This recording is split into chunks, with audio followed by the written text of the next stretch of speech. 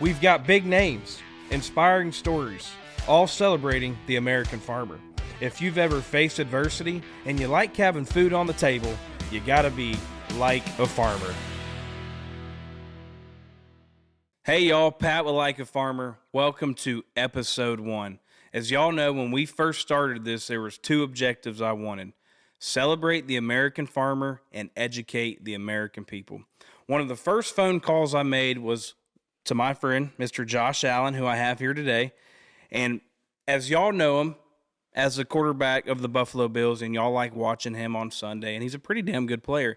But what you might not know are some of the topics we're going to talk about today, where he came from, some of his life lessons from his success today, and a lot more. So stay tuned. Josh, thanks for coming on today, man. Pat, I'm pumped. Thank you for having me on. This is exciting for me. The last 2 days I've been in Buffalo, New York, and holy moly, you talk about a community that is passionate, hardworking, grit. They love their Buffalo Bills. They love their chicken wings, and boy, do they love Josh Allen. So just give me a rundown of like Buffalo to you.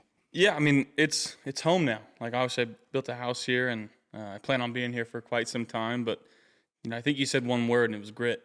And I think Buffalo really embodies that word. You know, every year, doesn't matter how great or how bad this team was the previous year, this year's our year. And Absolutely. It's the same, you know, optimism that they share. And it's a community that loves football almost as much as I love football. So to be able to be here and play for a franchise that's got so much history behind it, and some of the players, Hall of Fame players, you talk about Jim Kelly, Thurman Thomas, Andre Reed, Bruce. Steve Tasker should be in the Hall of Fame. He's one of the greatest special team players of all time. Should be in the Hall of Fame. But, you know, when you throw that in there, along with, you know, the passion that this fan base has, and the love that they share with our players, and obviously going out to eat dinner, like it's crazy. It's pandemonium, and people just, they love the Bills here. They love the Sabres. You know, and the Bandits. We got the Bandits, the Buffalo Bandits, pro lacrosse. Yeah. That's actually playing pretty well right now, and those games are so exciting. So There you go. It's a fun spot to be. It's not the glitz and the glamour of an LA or a Miami, but it's good people, it's good food, and that's those are 2 of my top priorities. This city loves Josh Allen. I mean, just to hit on the Patricia Allen Foundation right now, I mean, it seems like since day one, this community has supported you. It just kind of happened. So obviously my grandmother passed away right before we played the Seattle Seahawks, and didn't tell anybody. I just kind of went along my business and played in that game, played really well. We ended up winning the game, and someone from Bills Mafia found out and just kind of tweeted something. It was like, let's donate $17 to honor his grandmother. And for people to do that, I didn't ask anybody to do that. I didn't want anybody to do that.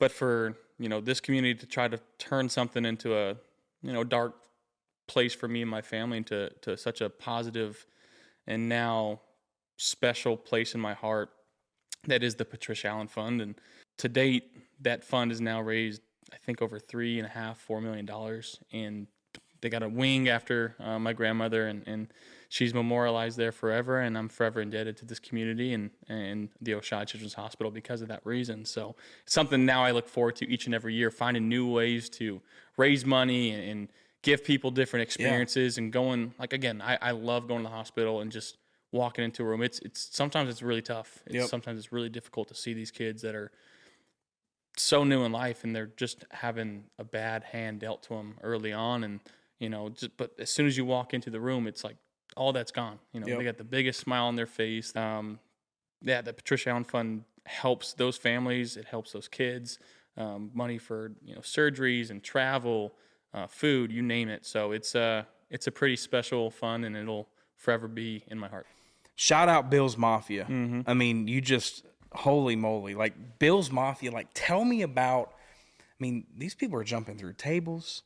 They're showing up way too early, probably on Sundays and maybe even Saturday night. Like, number one, I want to know where the table jumping even came from. Do you know? I have no idea. For legal reasons, I'm obligated to say I don't condone table jumping. There you go. You heard it here first. Those videos are special. And there's been a lot of ones, like, you see them on Twitter and YouTube, and there's some major fails where some people sometimes miss the table. So again, I don't condone that, Bills Mafia. Stay safe, Bills Mafia. We we need you in the stadium on Sundays. But I will say, as players, we do see those videos, and it's Yeah. just like, holy cow, like they're crazy. But it's such like this energy that you can feel it. You know, you walk into or you drive to the stadium, and it's bumper to bumper traffic. You got people on the side walking, barbecuing, cornhole, and it's 25 degrees outside. Yeah. You know, so like the fans here are unbelievable. I don't want to play for anybody else in my career, and I want to make sure that I bring a Super Bowl to this fan base because they deserve it. They've been through a lot. And boom, you're getting me pumped up, man. You heard it here first. It's bringing honestly, a championship to Buffalo. It's my number one goal in life is to bring a Super Bowl here. I've known you for a while now, and I know one of your number one goals in life was also to be on the Madden cover. So not too long ago, it got announced that you were on the Madden cover. I mean, how does that feel? Yeah, I mean, crazy to sum it up in one word. Something as a kid, again, I learned how to play football from Madden. I learned all the rules, concepts, and it really drove who I was. Like, you know, me and my brother, we would, as soon as we got out of the car, we're racing to our room to see who gets the first controller, because first controller Who would win? Who would win? It was me. You know, I'd kick my brother's butt in Madden. He'd always beat me up afterwards. Yeah. Were you fast, or I heard maybe you had a nickname? High school. Okay. I was not that fast. Okay. So my nickname was Tortuga, which is tortoise in Spanish. Okay. I've gotten faster since then. At least I think I have. Yeah. Maybe it's just, you know, worrying about the 300-pound guys trying to tackle me from behind. So I got to outskirt them just a little bit. But yeah, the Madden cover, it's a dream come true. I've seen the photos, and they're awesome. It's a small group of people that have been able to be on the cover, so I do take it with a lot of pride, and it's something. Again, as a kid, I played this game, and now I'm on that cover. And you know, the game I always remember is Madden 03. It was Marshall Faulk for the St. Louis Rams. Yep. And I mean, I play that every day, and like I'll never forget that cover. So like maybe I get to be that cover for some kids. So absolutely, that's that's cool. The goal. Every goal has adversity you have to face prior to getting to that goal. High school, you're playing football. You get out of high school, and you have 0 offers to go play college football.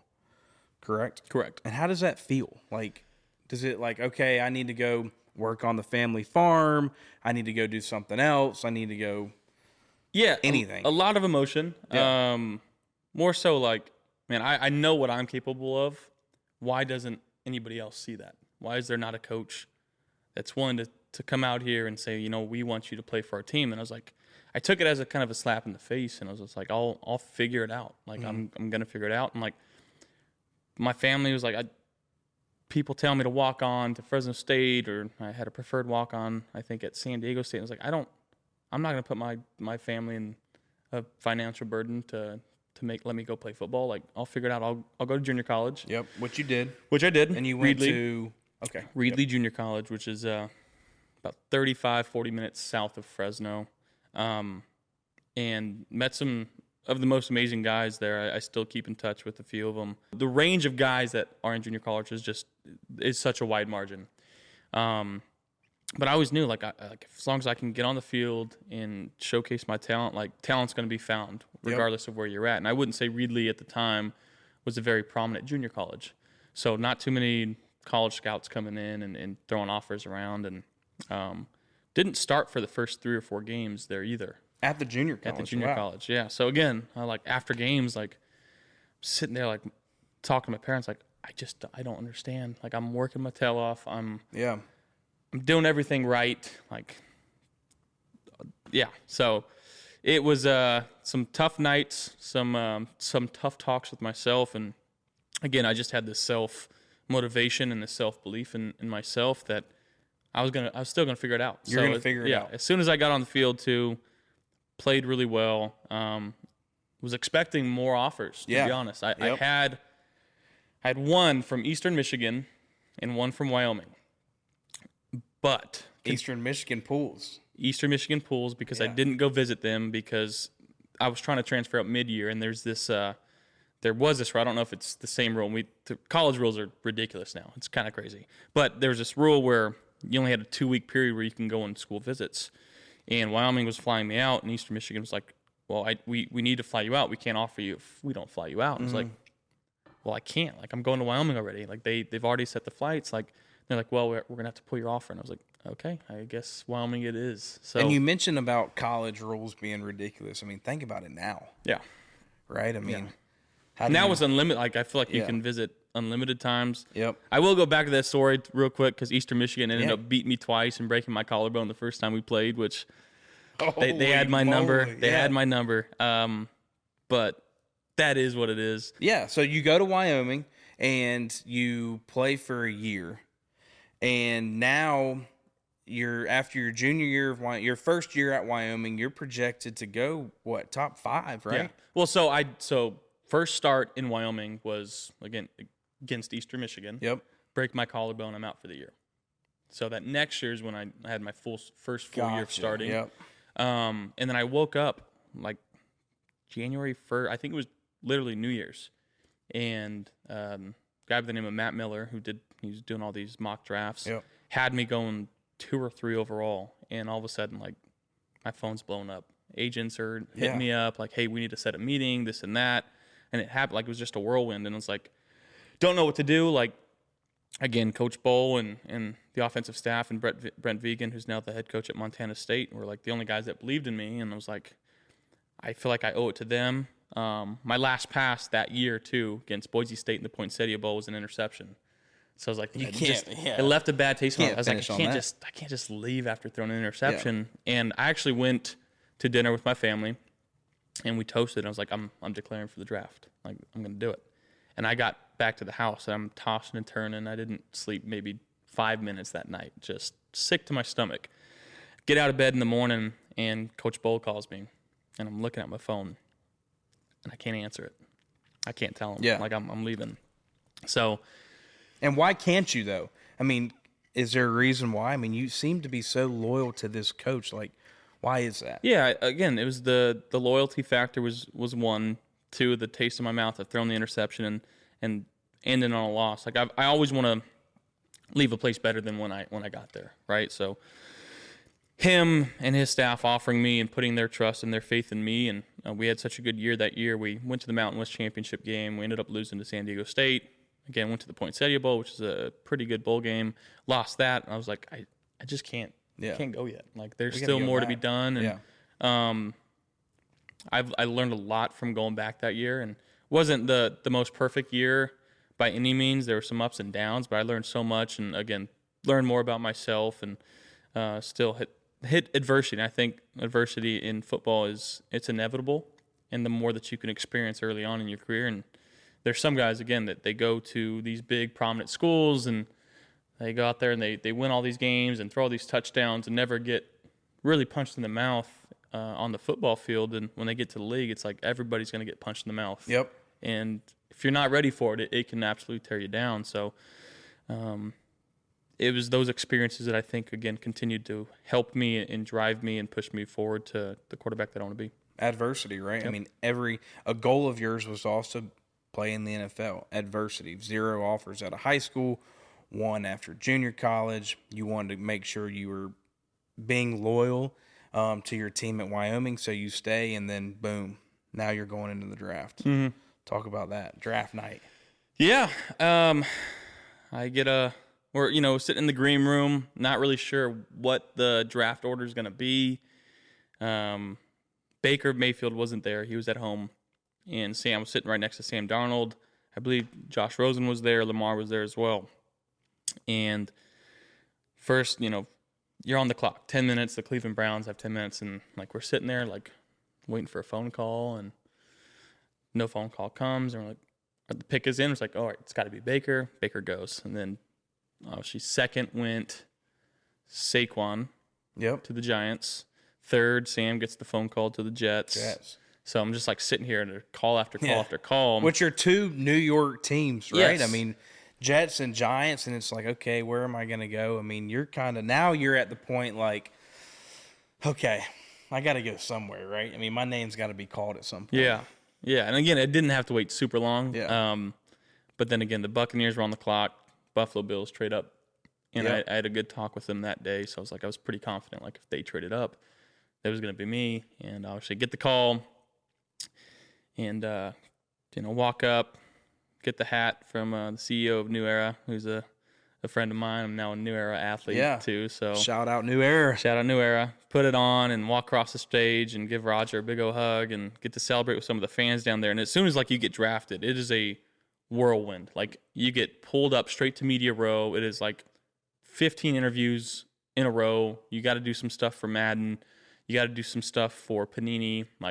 It's nonstop. And it's that you don't really get a chance to breathe. Yep. And after about an hour and a half, 2 hours, I meet my family and my friends, and everybody's sitting there waiting at a little bar at a hotel, and everybody's doing the Bills chant, It was really cool. After that, still just having a good time. I'm really good buddies with Sam Darnold and Kyle Allen. Yeah. We were all together in Augusta that's not right. too long ago. Kyle Allen was there, and we were all training together for the draft.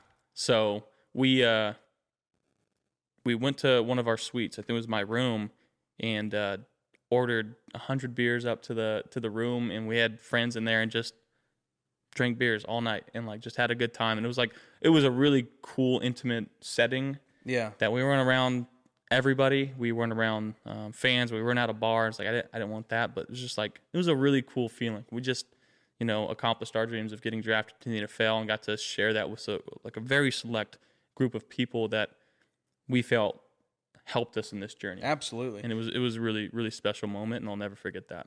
You talk about family a lot. Fireball, California. What do you think built you to get to that point when it comes to growing up on a family farm?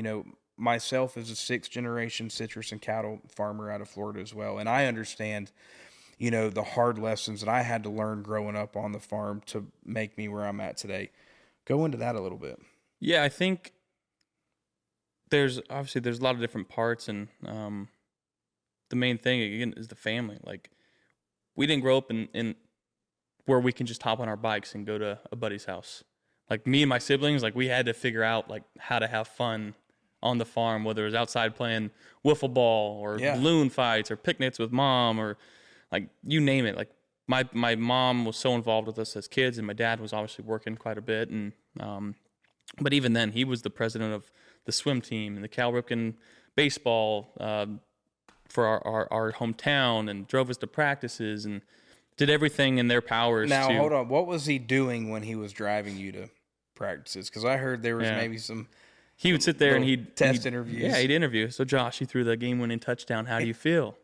I'm done. Who do you have to thank? I want to thank my family and my O-line and this and that. So, he was prepping me. He knew what he was doing when he was raising me as a kid. He wanted me to play in the NFL almost as badly as I wanted to play in the NFL. And he's Joel. Shout out to Joel, number one. Number one, he can sing the national anthem. Yes, he can. No one before. So if anybody needs a singer for the national anthem, please call Joel Allen. But he's also got a mind full of just awesome quotes too. Yeah. Which ones resonated with you the most? Bloom Where You're Planted is big in my life. Bloom Where You're Planted, yep. Because again, in high school I had the chance to kind of maybe transfer to a different high school, a bigger school, get some more eyes on me. Decided not to. I didn't want to do that route. I wanted to be with my family in Fireball. My grandfather donated land for our high school, and I felt like it was important for me to be there. I did not know that. Cool. Yep. So that was. And that was your grandpa was a farmer as well. Yep. What generation farmer are you? 4. Gotcha. Yep. And the gym at our high school is the A.E. Buzz Allen Gym, so it's after my grandfather, and so it was a pretty special way that I got to grow up. And again, my brother's my best friend, my dad's my biggest role model, my mom's my number one supporter, and my 2 sisters are right behind her. And it's really cool to have that support system, and I know a lot of people don't have that. But again, we did everything together. We competed so much. It was so much competition in our household between my brother. I kid you not, we would run to get the first controller, and if I didn't get there, we're fighting. Absolutely. Someone, shirts are coming off. Yeah. Someone's going to end up crying. On. My brother was always stronger than me at as a young age. I think I got him now. but he's still a big boy. He was looking kind of swole the other day, man.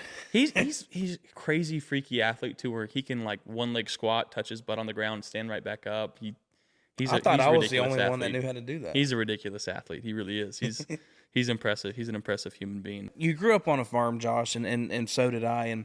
And this is why we're starting Like a Farmer. At the end of the day, and like I mentioned earlier, Josh was the first phone call that I made to say, hey, Josh, we have got to, number one, celebrate the American farmer, celebrate the people that make our food, make our clothes, make our alcohol, really make the world turn, and we have to educate the American people. And Josh was the first one to pick up the phone, and you were like, you're all in. You're like, Pat, absolutely, let's do this. We started Like a Farmer, which I love the hat that you have on right now, and you were like, I believe in this, and I think that this can be a movement, a voice, a platform, whatever you want to call it, to get one common thing that everybody can get in front of, right? I mean, people Absolutely. argue about football teams and songs and are you driving a Ford or a Chevy, but nobody can argue about where their food comes from and who the farmer is. And you were like, dude, I'm all in. Like, tell me why. The way I grew up, like, where I'm from is so agriculture based. Obviously, it's what my family does. It's how my family's made a living for quite some time. There's been a lot of hardships throughout the years, especially in California. Yep. When you talk about the whole water situation. Absolutely. And this year, thank God, we've got quite a bit of water, and it's been raining quite a bit. And there's a point my dad called me. He's like, Josh, we're gonna need it to stop raining. I was like, you can't pray for rain and then ask for it to stop. So we'll take all the rain we can get. But people like eating. People like clothes. People like 100%. really everything that you can put on you or eat and drink, and like I don't think people understand the magnitude of especially our area in California, the types of commodities that we produce and the amount of commodities that we produce. Yeah, and what is Allen Farms growing? So we do cotton, cantaloupe, and wheat, and now we're transitioning into pistachios. Pistachios, yeah. Yes, which pistachios are great. I'm all in on pistachios. I love them. They're nutritious. I think it's kind of moving into that superfood kind of tier. I think people are starting to realize that. Do y'all have a name? Do y'all have anything yet, or is this all in the beginning? It's kind of in the beginning. Allen Family Farms is our operation name. We are planning to have, when it's all said and done, and again, pistachios take quite some time to actually produce the actual pistachio. So it takes about 4.5-5 years. So every time you plant pistachios, you're taking away that land for being used for cotton, cantaloupe, and wheat throughout the seasons. So you got to be kind of smart and strategic. My dad's been fantastic, and he's been leaning on a few different people that have been helping us out. But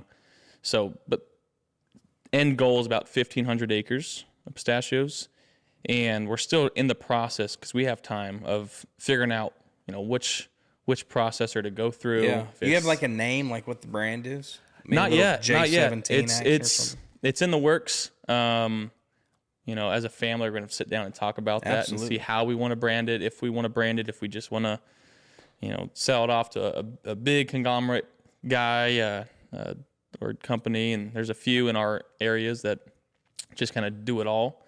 But I think it would be kind of cool to have your own little brand of something and of your family, and be able to sell it here in Buffalo, and let Bill's Mafia enjoy pistachios here. So it's all in the works. It's all up in the air. We got some time, and I'm sure we'll figure that out pretty soon. I think there's been so many families in our area that have relied heavily on farming, and there's been years where it's been good. There's been years when it's been bad, and you talk about the adversity piece and being able to see my dad handle those situations where there's no script for it. There's no handbook for it.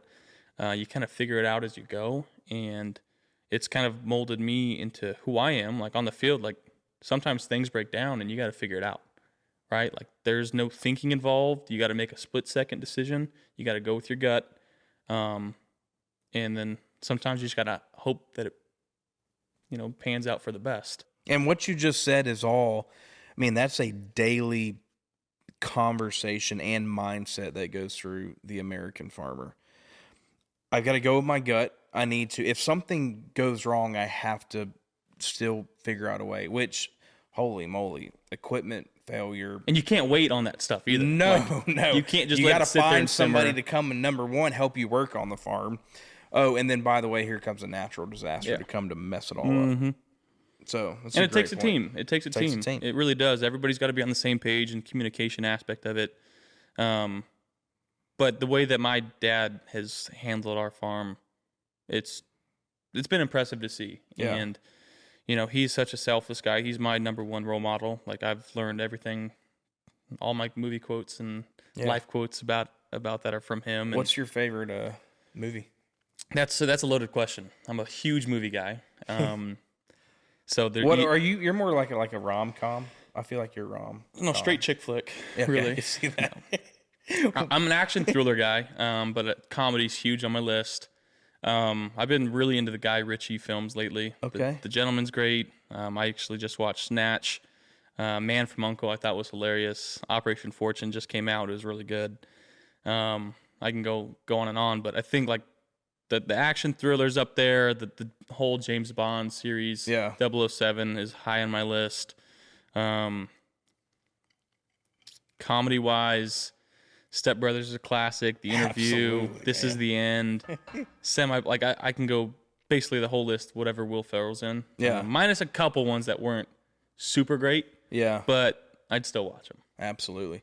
So it seems like you still relate to the farmer. Like, I feel like you, on a daily basis, you understand where you came from and you respect where you came from. Like, what's one or two things that you just keep on the back of your mind from where you grew up and how you grew up to help you succeed today? You just secured, but you secured the bag a couple years ago. Congrats on that. Appreciate you. Pound that. Thank you. That's awesome. But like, what are one or two things that like you learned that help you do that? I'll tell you right now, the stuff that I'm doing is hard. The working out, the keeping your body in shape, the putting yourself through physical harm sometimes. It's not harder than moving an irrigation pipe in 115 degrees. Boom. It's not. So there you go. Right. I keep that in the back of my mind. Like I could be doing that right now, and that's kind of what I did growing up. And there's weed and cotton fields, driving a disc, you name it. Me and my brother were doing it, and it could be harder. So that's why I keep that. And my dad, like growing up, he was just like, idle hands make for the devil's work. He said that too. Joel's quote. So he said, if you're not playing sports, you're working on the farm. So me and my brother, we played every sport known to man. We did gymnastics, karate, basketball, baseball, football, soccer. I said gymnastics. We swam. Hold on. Let's go back there. Hold on. Rewind. Gymnastics, man. Yeah. Hit on that. So me and my brother would go with my mom to gymnastics class for my sister. And me and my brother were pretty rambunctious kids. We fought a lot.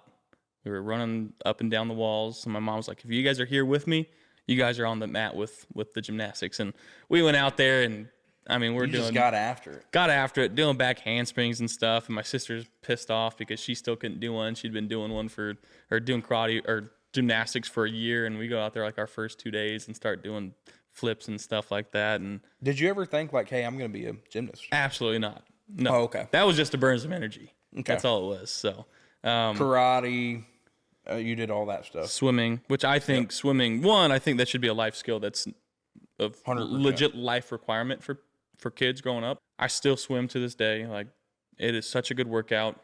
Shoulder, then obviously no weight resistance, but it's like your water resistance, which is great for the body. And I think it's such a great recovery tool that not many people utilize the way they should. And I love swimming. I love that. Growing up on the farm, I always enjoyed talking about farm stories when I know people grew up on a farm. What are like one or two just great farm stories? Me and my brother and Marcus Espinoza, one of my buddies, we were weeding cotton fields, and we were going line by line, row by row, and it was just taking forever. So I was like, all right, guys, we're just going to spread it out and maybe keep up 4 or 5 rows in between us.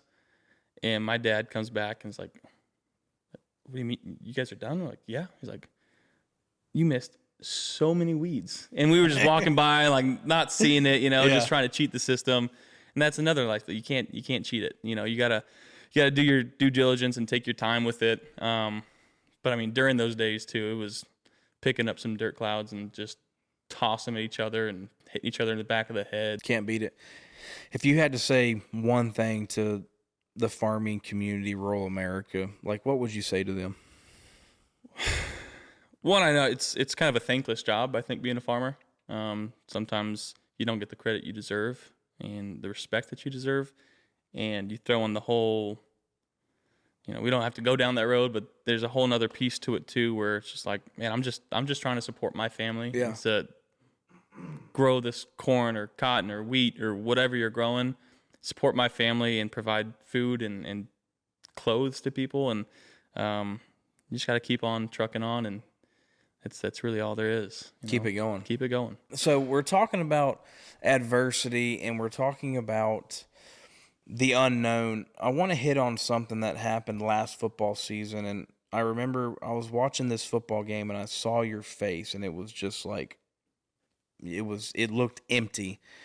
And the reason why I want to hit on this, because he just announced that he's coming back to play football, and that's Damar. And you talk about like hard work and adversity and like the unknown that might happen, but if you really want something, you're going to work your ass off to get back to where that is. I mean, how about that, huh? I mean, that right there is... Yeah, talk about one of the hardest days in my life. Seeing your brother that you have bled, sweat, and cried with and cried over. You know, that night was something I'll never forget. The things that we saw, the things that we heard as a team was unprecedented. Like, it really never happened before. And for it to be on such a grand scale, Monday night, where both teams coming in, it's the most combined wins, I think, in Monday night history. It was the most combined touchdowns from the quarterbacks in Monday night. Like, there were so many things. You talk about the epic battle, you and Joey B. I mean, it was... Yeah, and like, you talk about it being in such a prime spotlight position. Everybody was watching. Mm-hmm. Yeah. Everybody's watching, and it kind of stopped the world, for the night. I know everybody was just scrolling their Twitter feed like, please give me an update. I can't sleep without getting an update. And we were the same way. But every day that we got back in the facility, we kept getting better and better news, which carried us and helped us out, but really took an emotional toll on us throughout the season. But then for him the first thing he said was like, I'm playing again. Like, don't worry about me. Y'all boys get out there. I'll figure my piece out, and I'll be out there with y'all again. So for him to get cleared and continue to keep working on getting better and making sure that his health was number one priority, it's been special to see. It's a special kid, and for him now to have that, he's got another purpose in life, and it's really cool. Like, when you talk to him, it's like all about giving back. It's all about figuring out ways to help youth sports, whether it's getting AEDs in these complexes where these kids are playing, whether it's CPR training. And our training staff did such an amazing job that night, and our doctors and now, what was the guy's name that did the CPR? Denny. Yeah, shout out Denny. Shout out Denny. Holy moly. Shout out Nate. Shout out to Bonnie. Shout out Corey for getting the helmet off. Like, there were so many things that had to happen in a split second. Yeah. And they did it. They saved his life, and he fought like the fighter he is, and we'll see him back on the field soon. Yeah, with the Bills. Mm-hmm. That's awesome. Rapid question. Favorite music artist right now? Zach Bryan. Yeah. I like that. He's just, you sing. I feel like you're a guy I don't have my dad's pipes. I'll tell you that. Joel can sing the national anthem like no other. Car rides and shower, I'll belt it out. But other than that, I keep it to myself. You're also, I heard you like Jay Beebs. I am a big Beebs fan. What's your favorite song with him? Confident. Yeah. Ooh. That's a good song. I like that. Yeah. That's a good one. I like Justin as well. I mean, Big Beebs, I love him. You've got the Florida boy had to come up here to Buffalo to get this interview done, which I'm excited to be in the great city of Buffalo, and it's been fantastic. Came in on a great day, too. The weather's beautiful. I don't know if I can eat another wing. I've had hundreds of wings. Favorite wing? Barbell Tavern. Barbell. We went there today. Yep. Mulberry's has a great wing. Lenova's got a good sauce. You said Gabriel's Gate was pretty damn good. Was so good, yeah. I have yet to be there. I haven't been to 911 Tavern. I haven't been to Elmo's. But other than that, I've pretty much had all the wings you can think of around this area. And Bar-Bill is just by far. I grew up just loving buffalo wings too. Like, Yeah. you know, as a kid, everywhere we went, if they had buffalo wings, I was ordering buffalo wings. Yeah. Like, You look like you could take some down. I can take them down, and I like this. Like the spicier, the hotter, the better for me. When I'm sitting there, I want to be sweating a little bit, and I want to be able to like. Dude, so I brought some wings over to you from Bar-Bill today. And the guy came out and he's like, "Hey man, you ordered hot wings, and we just want to make sure you're good with hot." I'm like, "What are you talking about? Like, I'm taking them to go anyways." They're like, "Well, here you go. Try this hot sauce just to make sure you want them." I tried that hot. Mm-hmm. It is hot. The hot is hot. Dude, holy moly! They still have some other, like they got extra hot, and I think they got one that's called Suicidal. Suicide, yeah. Which we've gone there before, and we've played Suicidal Roulette, where one wing is the Suicidal sauce and everything else is hot. Yeah. So one guy we're sitting down, one guy picks up that wing, doesn't know, and I love that. It can destroy somebody. So I took Mitch Morris, my center there, I think his first week here during OTAs 3 years ago, maybe 4 years ago now, and he's not a spicy guy. He tried it, and he's like full on sweat, like can't focus, like standing up pacing. Yeah. To this day, he won't let me live it down. Like, I can't believe you tried to do that to me. And I was like, it was just a regular hot. Yeah. Like, it wasn't that just bad. A hot wing. Like, I'm sitting there eating them, and he tried it, and I was like, you didn't have to try it, but it tore him apart. Yeah. It was funny to see. That's awesome. So, like, what is something that people might not know about Josh Allen? My biggest thing is, like, I'm a freaking kid. I love having fun, whether it's on the football field, at the house here, wherever it is. Like, I'm constantly making jokes, and I can find light in any situation, which I think is a blessing and a curse. Yep. But I mean, I just have fun. Which is, finding light in any situation. Right there's another trait that you learned from the family farm. It's like, holy moly, these guys, when they're working, it's like they can always find the light in that situation because they have to. They have to. Number one. There's so many things in farming that are outside of your control, and the number one thing is weather. Like, that is, you can't control Mother Nature. Straight facts from Josh Allen. This dude gets it. So you're sitting there. Do you consider yourself a farmer? Yeah, absolutely. Yeah. Yeah. I totally would too. Absolutely. That's awesome. I think it's part of my story, and again, moving forward, like, it's going to continue to be a part of my story with me and my dad, and halfway in with my pops there, which I'm super stoked about with the Pistachios coming up. Which that to me was one of the most satisfactory moments of my life, was to be able to do that with my dad and my family.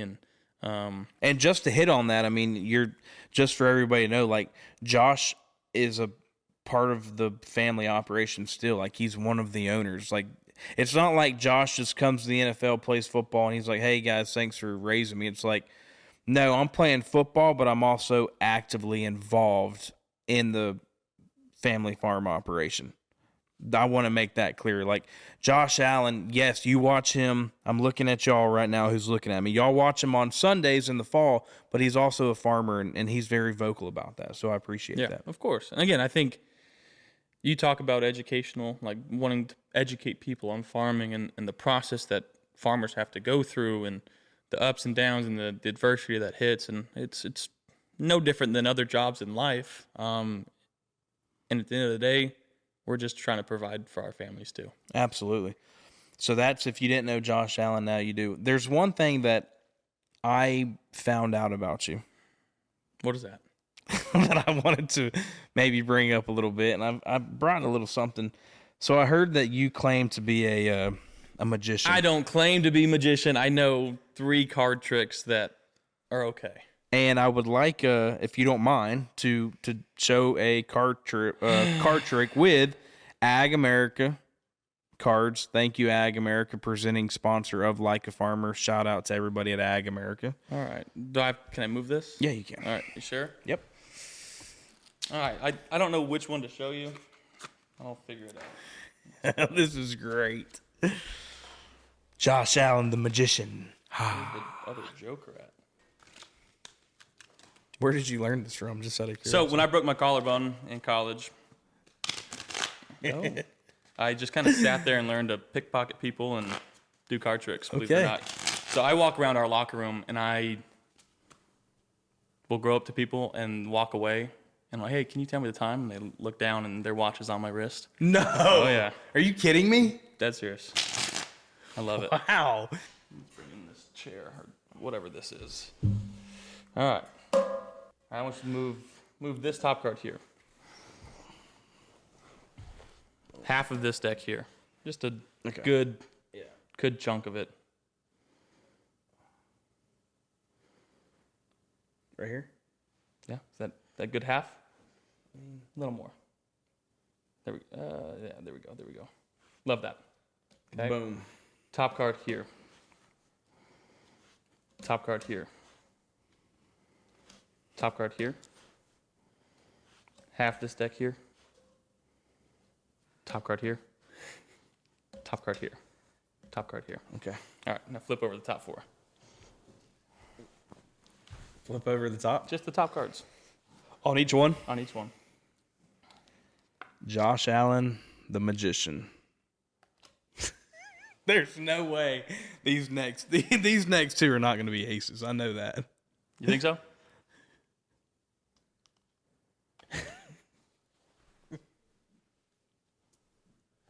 This dude really thinks he's a.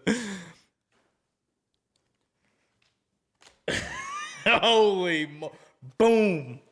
Are you kidding me? I wish I was. Wow. Good for you, Josh. Holy moly. How did you, where did you learn all this stuff? Just, I can't tell you. That's unbelievable. Good for you, man. That's a good trick. That gets a lot of people. That's awesome. So that is one thing nobody knew. I mean, Josh Allen, yes, is a magician. So there you have it. Round of applause. Love that. So, Josh, one of the segments on the show is called The Biggest Gamble. Farmers take a gamble every single day. Yep. What do I need to plant? When do I need to plant?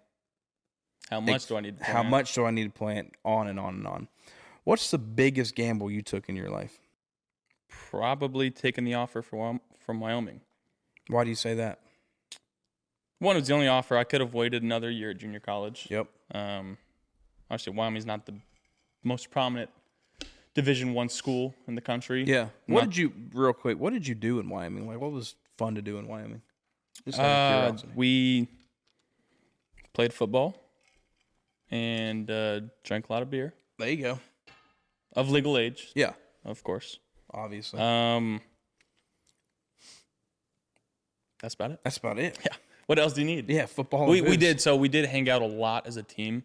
Like we did Applebee's after 9, half price apps all the time. I love that. I was 3 minutes away from an Applebee's. Like it was literally right down the hill across the street from my apartment complex. Applebee's after 9. So we would, and this was like OG Fortnite, right when it came out. Yeah. We had a squad of guys that would play, and as soon as 9 o'clock hit, it was like, all right, boys, see you at Applebee's, and 15 to 20 guys at Applebee's hanging out. Just love that. Ordering wings and crispy chicken wonton tacos and the chicken quesadillas. I can name it all, you know. I love Applebee's. There you go. So that makes sense. I mean, the biggest gamble's going to Wyoming. Yeah. I love that. And congrats to you, man. You've been hell, dude. You were a farm kid that took the spotlight, and now you're one of the best quarterbacks in the National Football League. And you know, I was a farm kid, and I'm trying to do what I'm doing, and we learn a lot of lessons on the farm, and we take that into life to do whatever we need to do. And I appreciate you more than you could ever imagine, and I wish you luck this season. And I know for a fact we are gonna win a championship for the Bills. That's right. And I say that because I'm gonna make a bet right here on the camera. If the Buffalo Bills... Is this your biggest gamble? No, this is going to be my biggest gamble, yeah. If the Buffalo Bills win the Super Bowl this year, next year this time we're going to do another episode, and I'm going to have a Buffalo Bills tattoo if y'all win the Super Bowl. That's a bet. All right. I'll probably have one too then. Not matching. Well, we could match. Let's do. What would you get if you had to get a Bills tattoo? I'd get the probably Lombardi with the Bills logo inside of it. Damn it! All right, we're gonna do matching tattoos. It doesn't have to be at the same spot, but whatever you get, I'll do the tattoo. All right, perfect. Deal. Love it. Deal. Hey, thanks for coming on, man. Thank you. Can't wait to watch Like a Farmer podcast grow and have some. I know there's some cool guests lined up and slotted for this too, so it'll be fun to watch. You're going all in on Like a Farmer. We have a merch line That's right. coming out, and super pumped about that. How do you feel about that? I'm super pumped too. It's like the first time I got to really have input on merchandise and shirts and hats and stuff like that. So, and it's really cool. There you go. Yeah. Well, I appreciate everybody tuning in, and as always, make sure you like, follow, subscribe, go to our website, do whatever you need to do to be attached with Like a Farmer.